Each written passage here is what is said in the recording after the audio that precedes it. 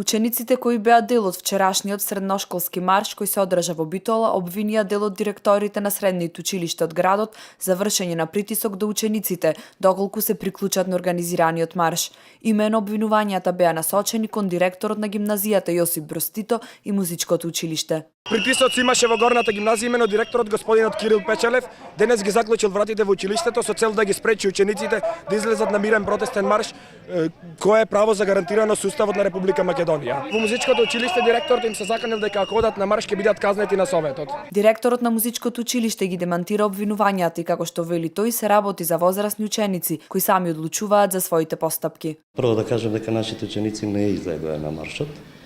Тоа беше нивна одлука, не е моја одлука, јас ниту можам да ги спречам, ниту можам да му наредам да одат на таква активност.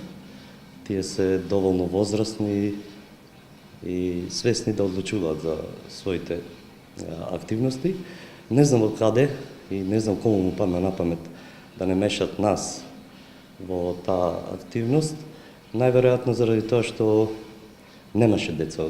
немаше ученици од музичкото училиште. Јас ниту во минативе неколку дена немав контакт со ни групно, ни поединечно со учениците во таква насока, да разговарам за маршот или да му се заканувам или да ги ограничувам нешто да правам. Во телефонски разговор за телевизија Мега, директорот на горната гимназија Печалев истакна дека влезната врата во гимназијата е затворена секогаш за време на часовите, затоа што нема дежурни професори и доколку вратите се отворени, постои опасност да влегуваат луѓе кои не работат и не учат во гимназијата. Откако пред извесен период се случило насилно влегување во гимназијата, одлучено е за време на часовите вратите да бидат затворени, што не е поврзано со средношколскиот марш.